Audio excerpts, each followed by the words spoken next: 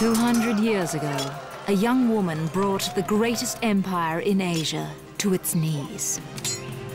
She was a master of Kung Fu and the leader of 60,000 warriors who followed her unquestioningly into battle. Their enemy was the brutal and corrupt Qing dynasty, a dynasty they were determined to overthrow.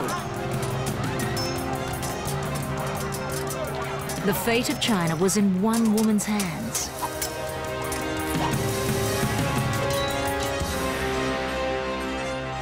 Her name was Wang Song'er.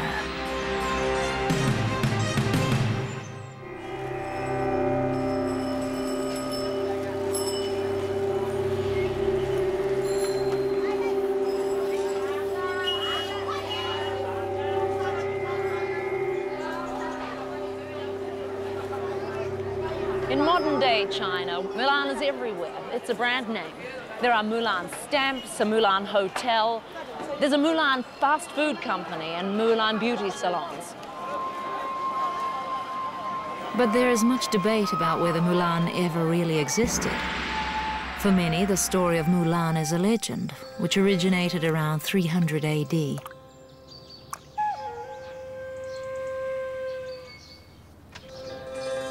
This was a time of war between the Chinese of the Central Plains and the barbarian tribes of the north.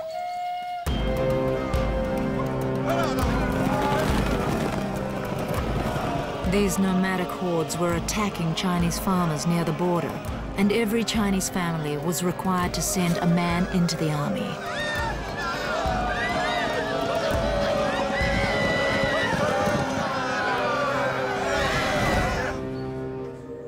Mulan, the story goes, was determined to save her elderly father from being sent to war.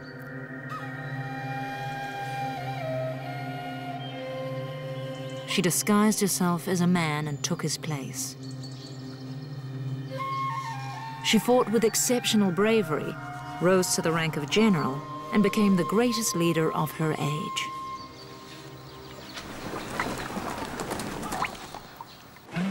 Mulan might be a myth, but there is no doubt that the tradition of women warriors is woven into the fabric of Chinese history. The most remarkable of them all was Wang Song'er.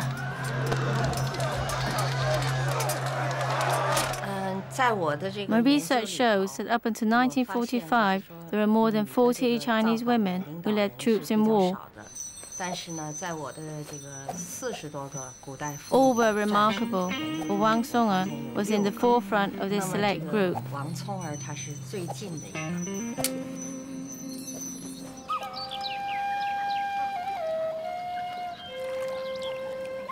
Wang Song'er was born in 1777, at the same time as the American War of Independence.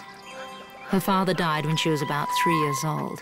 Her mother had to raise her daughter alone, wandering from village to village, scraping a living, washing clothes, sewing, and hiring herself out as a domestic servant.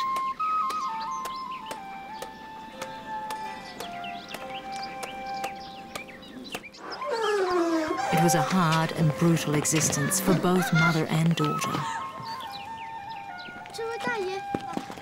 Dressed in rags, barefoot, often hungry, the young Wang Song'er survived by begging.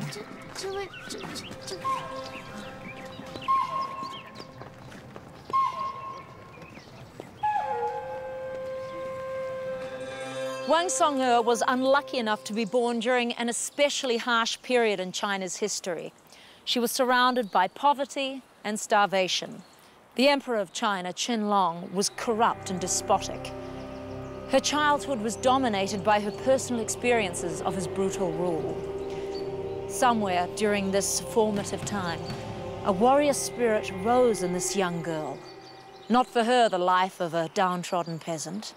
She was destined for greater things.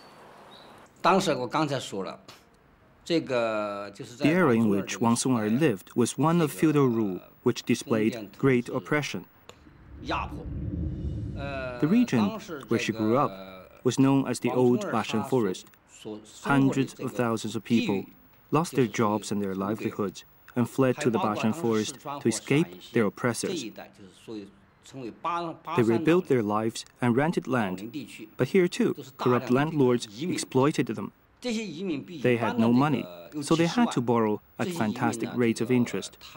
When they couldn't pay, they were thrown off the land.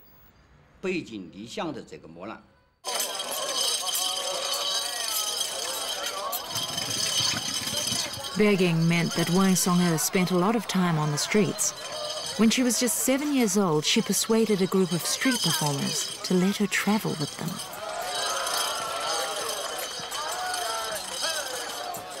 She traveled from town to town with the company, earning just enough to feed and clothe herself. She would remain with the troupe another 8 years.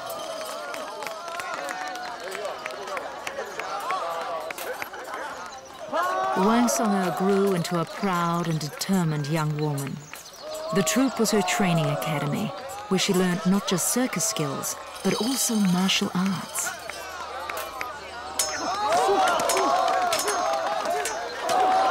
She mastered these skills with enthusiasm.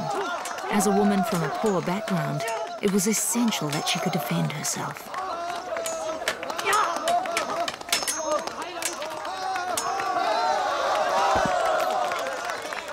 Soon, these skills would save her life.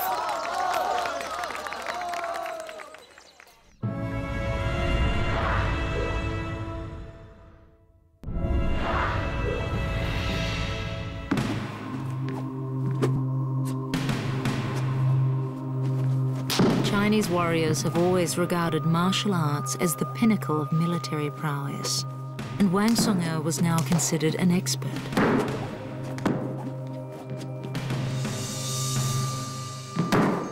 And the style of fighting she learned is a form of martial arts which is now famous all over the world, Kung Fu.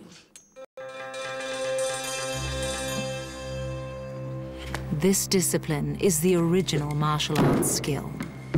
Kung Fu forms the basis of all the Eastern martial arts.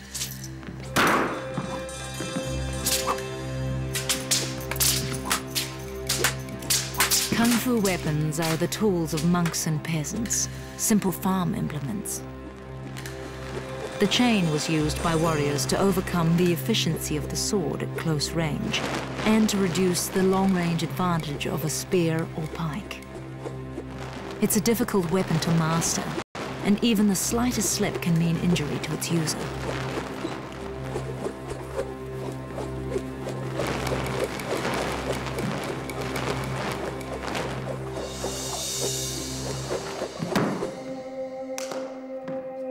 Very slowly. But Kung Fu is more than just a style of fighting. It's a whole way of being. It's known to have been in China since the late 5th century, spread by Shaolin Buddhist monks. And let's begin. Give you. Okay. The first one, you look at me. The one is turn on. I'm being taught one of the sword moves that forms the basis of Kung Fu. This discipline has been developed by Chinese warriors for centuries and would have been practiced by Wang Song-er. One. Oh, be perfect. Yeah, good. Relax. Did you just make that up? But the Chinese also put great store by the spiritual dimension of martial arts. The most essential thing about martial art is not practicing physical moves, but the appreciation of classical Chinese philosophy. Martial art is about much more than fitness and self-defense. Its most important value is spiritual and its ability to guide our thinking and behavior. So for the Chinese, a martial arts expert must be able to acquire an inner psychological strength. At the time of Wang Song-er, it was considered very unusual for a woman to attain this enlightened state. It's a key reason why she was so respected. If a woman can take up weapons, stand tall, and fend off the enemy, she will overcome any obstacle in her way. A woman of action with the resilience of steel, who is bold enough to triumph in adversity, is rare, and that is something most men fail to achieve. That is why we say the heroic deeds of a woman are more worthy of our admiration and respect than those of a man. Wang Song-er was now 16 years old. She was an accomplished fighter, a headstrong and forceful young woman. Yet she still had to earn her living as a street performer. And in 18th century China, a woman on the streets was considered the lowest of the low. Now she had an experience which would change her life forever.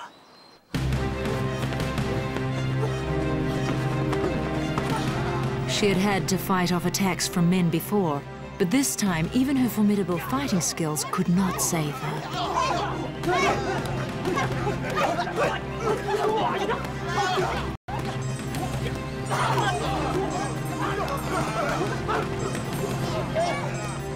Her rescuer was Qi Lin, an important official in the city government of Zhanyang.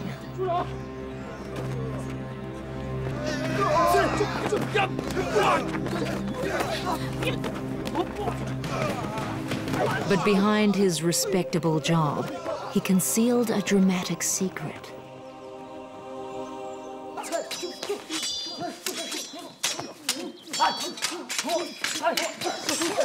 Qi Lin was the local leader of an underground group of anti-imperial plotters, the White Lotus Society.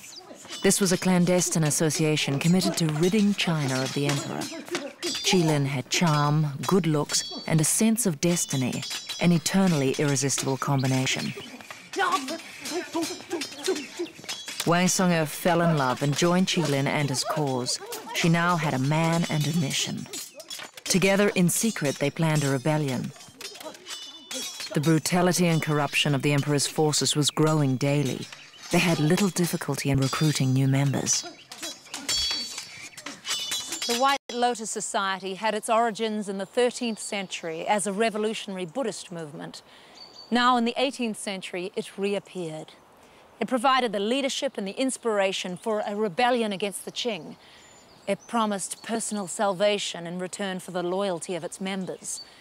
The charismatic Qi Lin made an appeal to the farmers of this impoverished region, asking them to join the movement.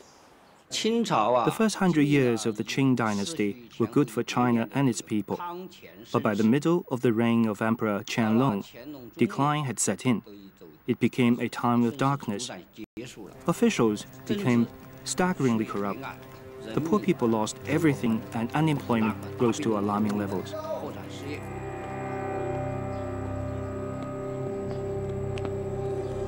The root of the decay within the empire was He Shen, a scheming and manipulative young courtier that the senile emperor had come to depend upon. He had been given influential official posts, including Grand Counselor and Controller of the military, and he quickly made the most of his powerful position.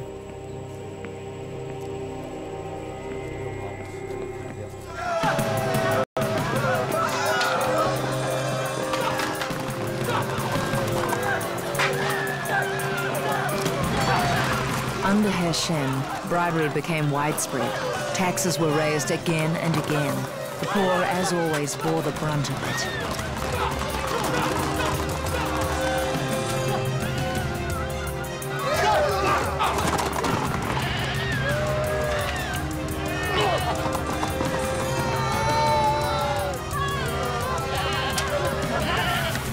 Those unable to pay the tithes and taxes were stripped of all they had by rampaging soldiers.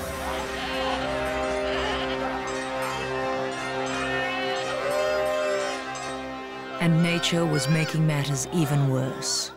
The population explosion during the Emperor Qianlong's reign was a significant factor. It wasn't just corruption. During the early period of the emperor's reign, the total population of China amounted to only 140 million. However, at the time of the White Lotus Society and Wang Song'er, the population had grown to at least 300 million, possibly as many as 400 million. This explosive expansion was not, of course, matched by an increase in the available land.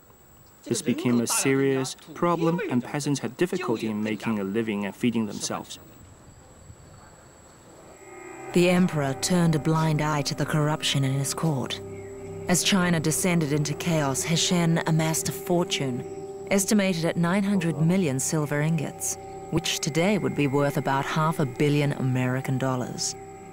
By the 1790s, he had stolen 3 years' national income from the treasury.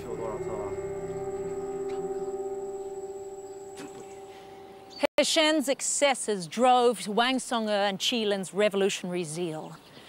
Their shared hatred for the corruption and cruelty that he represented fueled their passion for each other and their commitment to his downfall. Support for the coming rebellion was now widespread, and preparations were well advanced. Arms were manufactured and stored, food was stockpiled, more and more peasants were being trained in battle. But as the preparations grew in scale, secrecy was becoming harder to maintain.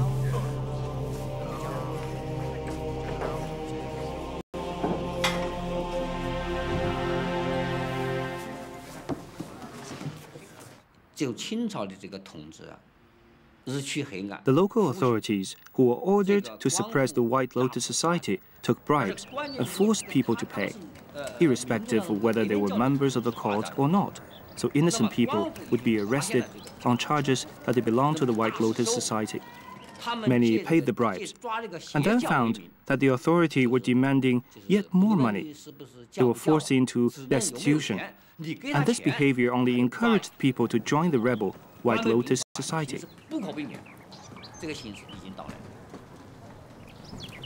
By 1793, the Qing dynasty had been in power for more than 200 years. Now it was slipping towards civil war. Powerful feudal lords jockeyed for power, and peasants were press-ganged into private armies. Many women were left to eke out a subsistence from the land on their own.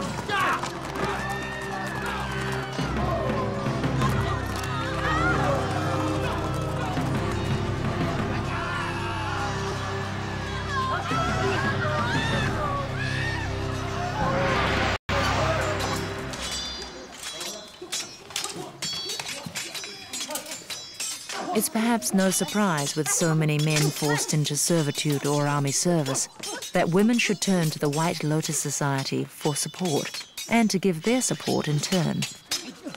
They were especially attracted by the egalitarian philosophy of the society, which promised its followers equality between the sexes.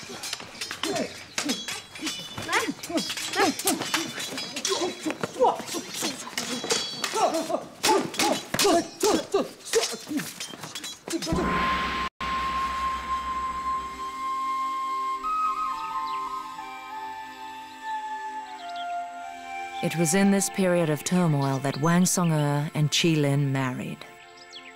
Now, Wang Song'er, the daughter of a washerwoman, was the wife of a respected local leader.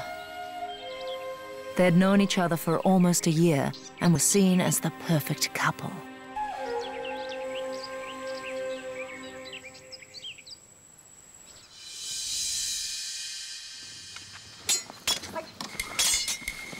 Qi Lin's followers had given him the respectful title of Elder Master.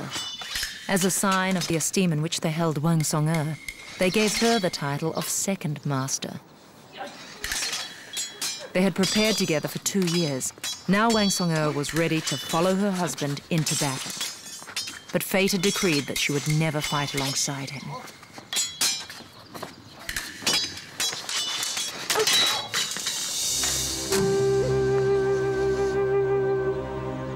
The date of the uprising was January the 15th, 1794. It was to start in the city of Shenyang, and the date was chosen most carefully. January 15th is a festival day in China, and the streets are alight with lanterns and fireworks. It should have been the perfect moment for the uprising, with people out watching the processions and guards distracted by the festivities. But they were not. In fact, the army was out in force and on a high state of alert. Unknown to the revolutionaries, there was a traitor in their midst.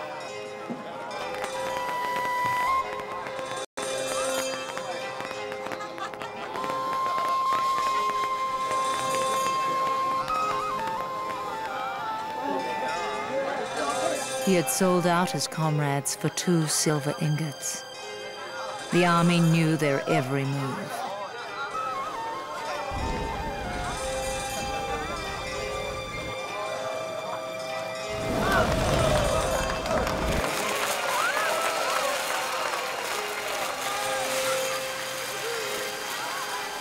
Qilin and several hundred White Lotus followers walked into a trap.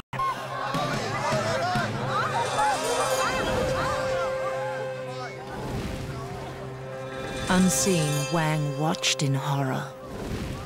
Unable to help her beloved husband, she slipped away into the darkness.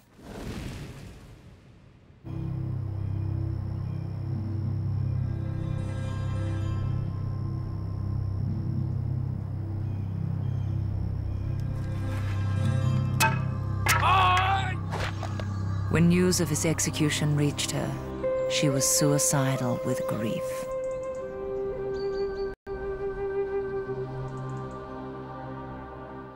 It was a tragic irony. Only 2 years earlier, Qilin had saved Wang Song'er's life, and now she was unable to save his. Did she feel that she should have stepped in and tried to save him, even at the cost of her own life? Would her actions now be driven by an element of guilt? Well, whatever her thoughts in those dark moments, the light of her life had been taken from her. She descended into a well of despair and anguish. With Qilin dead, the White Lotus Society and the revolution it promised was leaderless and adrift. If tyranny was not to triumph, someone would have to lead the movement once more.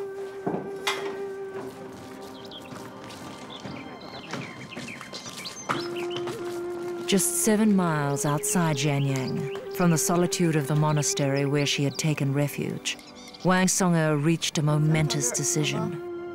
She would honor the memory of her husband in the only way she knew how. She would take up his mantle and lead his troops to victory. And her decision was readily accepted by the rebel troops.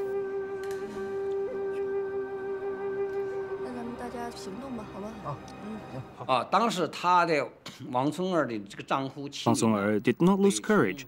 She kept up her spirit and her strength of mind. She continued to contact her followers and developed her secret strategy to overthrow the chain.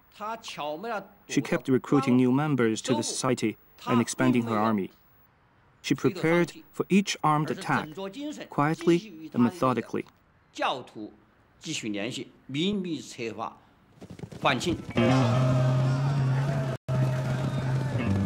Why did 20,000 warriors believe that this woman, Wang Song'er, was capable of leading them into battle? For the answer, we need to go back nearly 3,000 years. This sword was once used in anger by a Chinese woman warrior at the very beginning of recorded history during the Bronze Age. Her name was Fu Hao, and she is the world's first known woman warrior. She led armies of 13,000 men into battle. In recent years, archaeologists have discovered a great deal about this warrior queen of the ancient world. Her subjects practiced ancestor worship, where offerings and sacrifices were buried for their dead relatives to enjoy in the afterlife.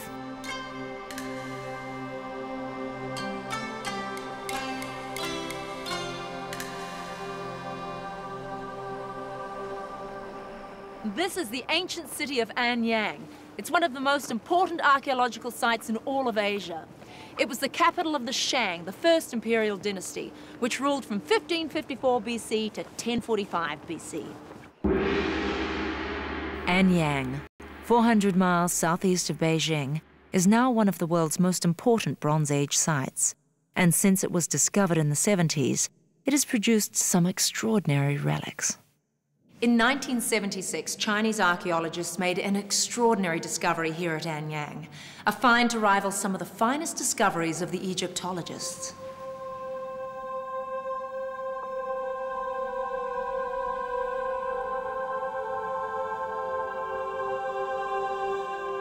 It was Fu Hao's majestic tomb. Inside, they found the bodies of 16 slaves, 11 men, 3 women, and 2 children. They found bodyguards who were buried alive with their queen. As well as gold and ivory, there were 4 copper battle axes engraved with Fu Hao's name. Axes were used by the Chang to symbolize the very highest military authority and power.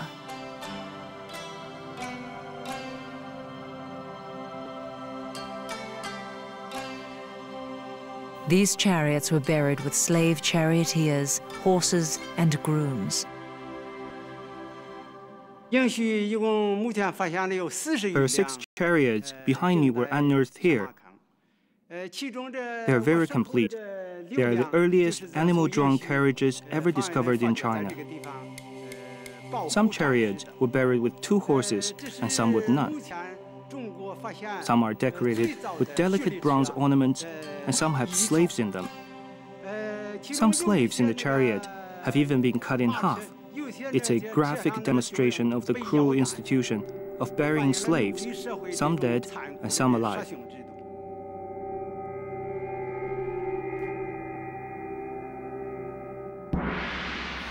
This woman proves that since the beginning of recorded history, China has had a profound respect for warrior women. 1,000 years before the birth of Christ, when Fu Hao ruled China with an iron fist, she was already an important political and military leader in her own right. Fu Hao's tomb shows that Wang Song'er's army was following in a long line of Chinese troops led by a woman. And just like Fu Hao, Wang Song'er would kill thousands of her enemies.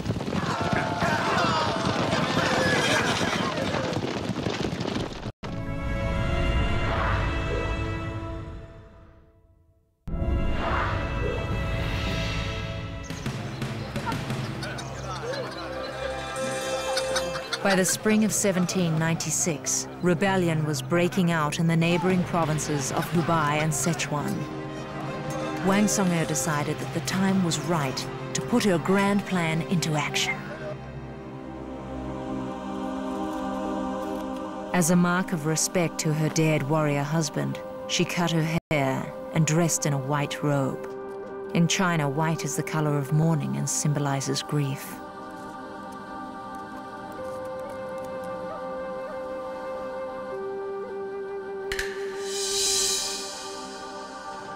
Since the death of her husband, Wang Song'er had recruited an army of over 20,000.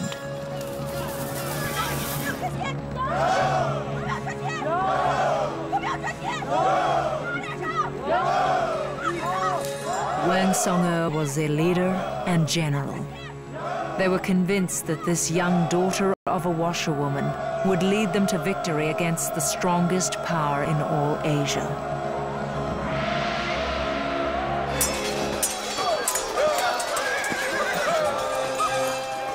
Wang Song'er had found the inner strength to transcend the execution of Qilin. 2 years after his death, with her army fully behind her, she launched the uprising for which they had so long prepared. Her peasant troops were well motivated and disciplined. They faced mainly badly trained conscript troops. In a series of skirmishes around Zhenyang, the imperial army suffered defeat after defeat. The young rebel leader's successes on the battlefield seemed to inspire both herself and her followers.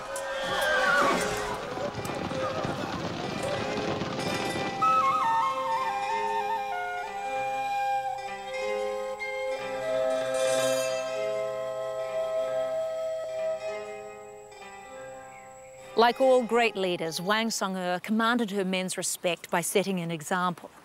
The kung fu skills which she had learned on the street served her well and were the foundations for her fame as a swordswoman. She fought with a sword in each hand, slashing and stabbing. It was a technique which thrilled her troops and terrified her opponents.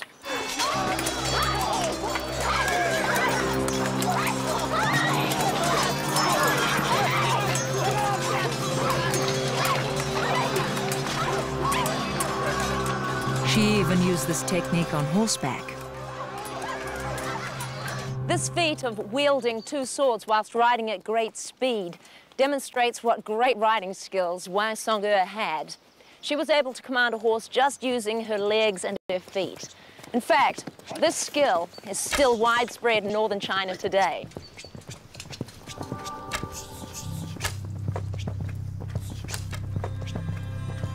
Like many people in this region, horsemaster Yun Shi learned to ride before he could walk. He comes from a family who for generations have made a living out of breeding and training horses. His ancestors may even have fought alongside Wang Song'e.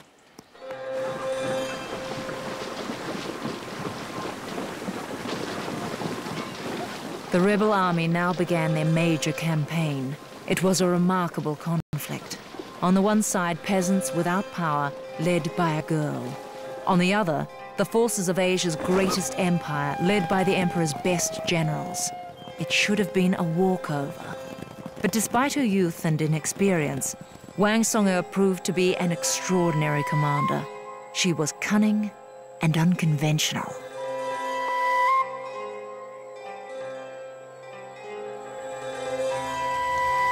Her campaign began with a march to Sichuan to link up with another rebel force, but she found herself pursued by a far larger imperial force.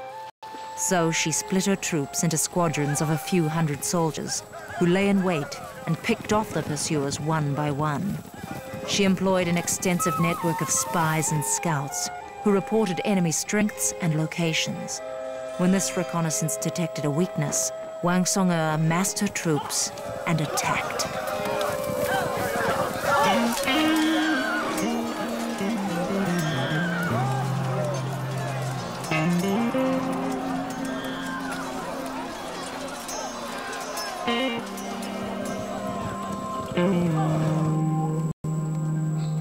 And while she led from the front, she sent envoys out to encourage uprising in the neighboring areas, which distracted the Qing forces.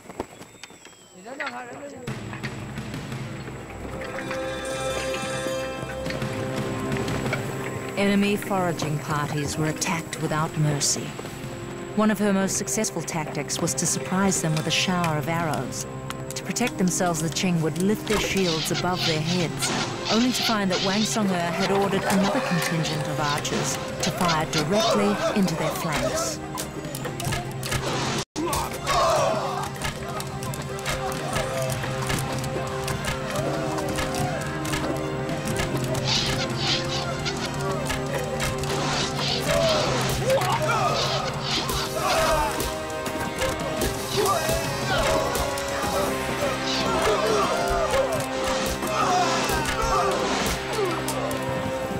After inflicting severe casualties, the rebel army would split up again into small groups and melt away.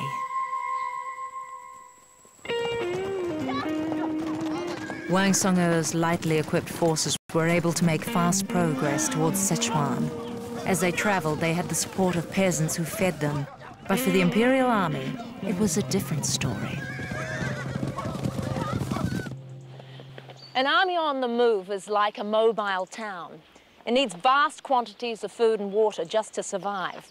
In fact, one marching soldier needs 1.5 liters of water per hour and 4,500 calories per day. That's the same as 57 slices of bread or 18 bowls of rice. So just imagine the quantities needed to mobilize an army of 20,000.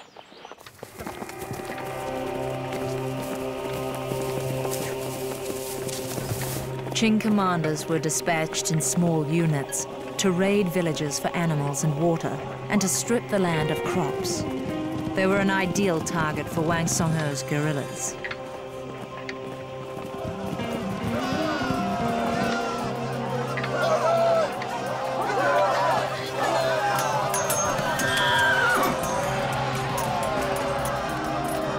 Wherever they went, these foraging parties were attacked and killed. Army morale plummeted and many Qing soldiers switched over to the rebels.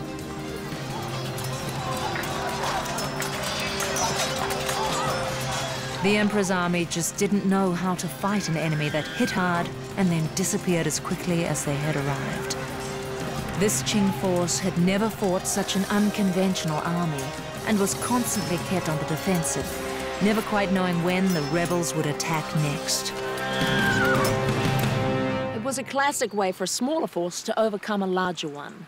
Any good general likes to take his enemy by surprise before they have a chance to organize and get into formation. Wang Song-er was a master of ambush, of opportunistic attack and psychological warfare. All the hallmarks of guerrilla war. Wang Song-er created some very successful strategies and tactics. For instance, after she led her army out of Shanyang, she marched south and captured Zhangxing County. A large Qing force pursued her, and she was surrounded by an enemy which easily outnumbered her forces. The Qing were closing in, and if she didn't break out, she and her army would be annihilated. So she used a diversionary tactic. She dispatched a squadron to attack the enemy's flank. The Qing, thinking that they were under a full attack, mustered all their army to meet the rebels. By the time they realized their mistake, Wang Song-er and her army had escaped.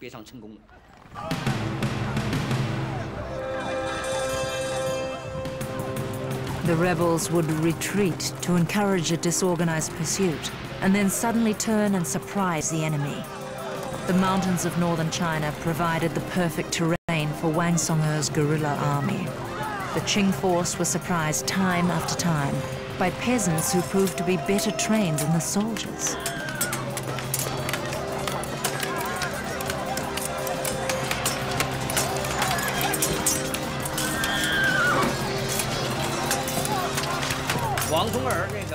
We know that Wang Song-er was an expert with the twin swords, highly skilled in martial arts and a proficient horsewoman. But most importantly, she was an inspirational commander. As the leader of the rebels, Wang Song-er always led her troops from the front.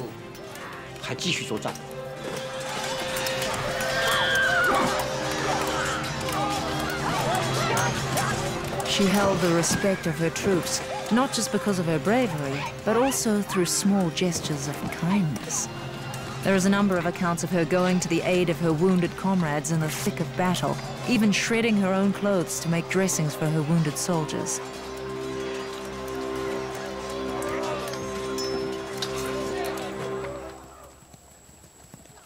But she also exercised iron discipline, as expected of a warrior of the time. There is a report of a rebellious bodyguard who refused to obey an order. She had him decapitated in front of her men, as an example to them all.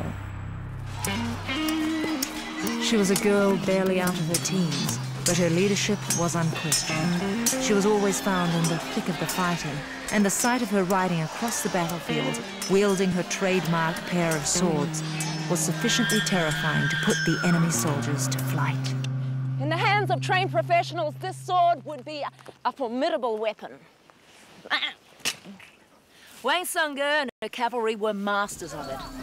In battle, her horsemen would chase down a fleeing infantryman, deliver a nasty blow to the back of his legs, severing his hamstrings, whereby the poor fellow would drop like a stone and then have to lie there waiting for either the victor to come back and finish him off, or to wait to die of loss of blood.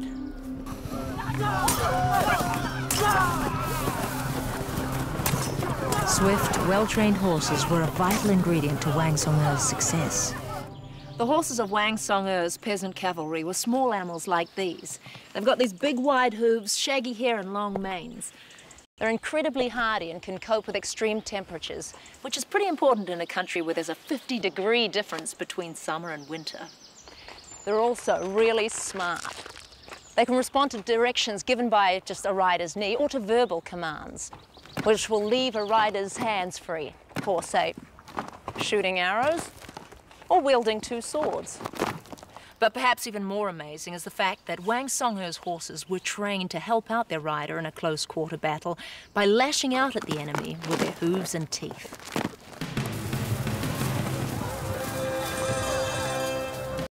On the battlefield, Wang Songhe's forces were becoming invincible. Just 16 months after she started her rebellion, she met up with her comrades in Sichuan and a united ragtag army made up of peasants, women, and paupers. They were about to bring down one of the richest and most powerful empires in the world, unless something went wrong.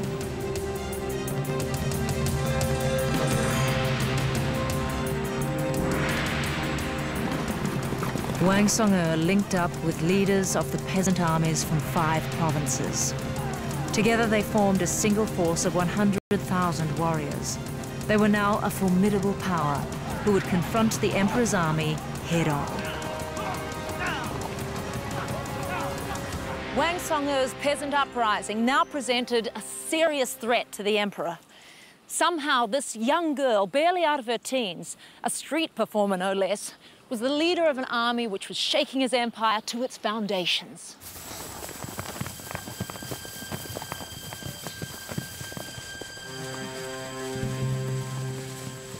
When the news of the scale of the force ranged against the emperor arrived from spies, the shaken Qing court summoned troops from every corner of China. Every general, every soldier, and every weapon was pressed into service.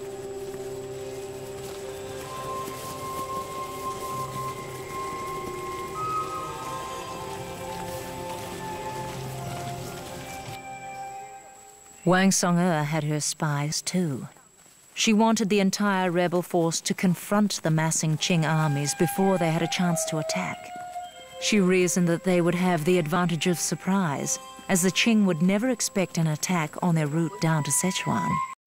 It was a classic tactic, one she had used successfully on a smaller scale many times before. But the other leaders, more cautious, less experienced, and probably not a little jealous of her reputation, refused.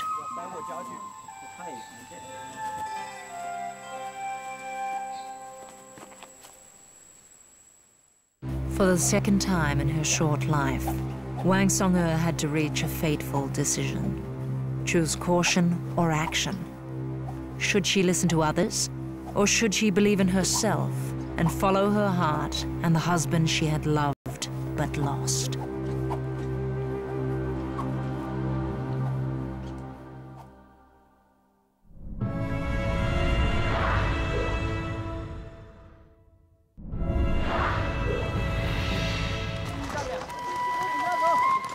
Driven on by the memory of Qilin and of her many victories, perhaps Wang Songhe had become overconfident. She was convinced that she could complete the rebellion alone. She led her force of 20,000 towards Hubei to meet the oncoming 100,000 Qing. In March 1798, the two forces met, but now the tables were turned. The Qing had learnt their lesson. This time their intelligence was superior to that of the rebels.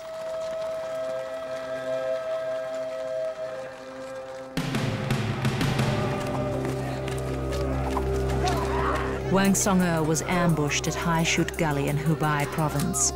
Thousands of the peasant army died as they faced an enemy who attacked them from all sides. The Qing had blocked the rebels' route through the steep gorge.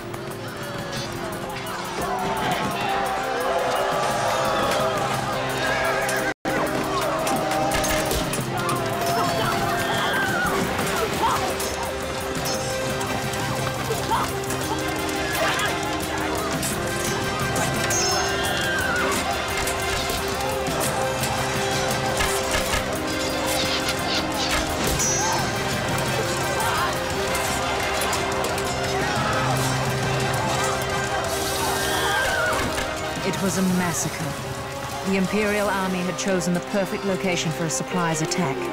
Wave after wave of Qing troops slaughtered the rebels relentlessly as they fought for 6 hours.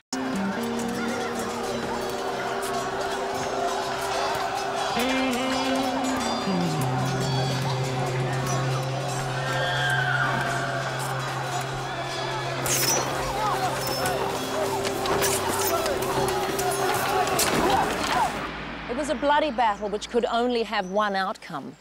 The army, which had won repeated victories through ambush and surprise, was finally defeated by its own tactics. From her vantage point, Wang Song-er looked down on a battlefield littered with the bodies of her soldiers. The revolt had finally been crushed. She parted with her horse and led her remaining fighters to the summit of this cliff. Their aim had been to escape westwards, but when she got to the top, what she saw was thousands of enemy soldiers closing in. She was completely surrounded. Wang Song-er had only a handful of aides left. The enemy was drawing nearer and nearer. There was no way out.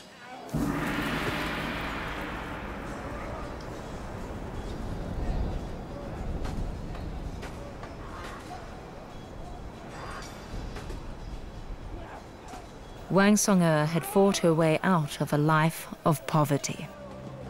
She had risen above the desolation of her husband's execution. She had led a vast army which had shaken the foundations of an empire.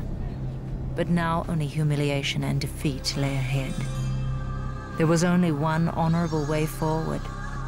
She chose to join her husband in death. She was 22 years old.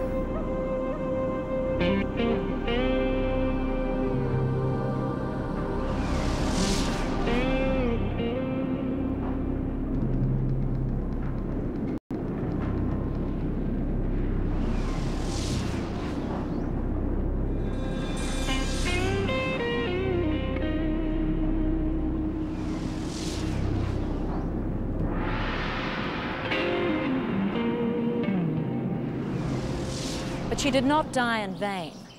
Her uprising had demonstrated that a powerful monarchy was vulnerable to popular revolt. Repeated uprisings over the next 250 years steadily eroded the power of the Qing dynasty. And then, in the middle of the 20th century, a peasant army led by Mao Zedong finally brought to an end imperial China forever. The revolution for which Wang Song-er had fought and died had finally triumphed.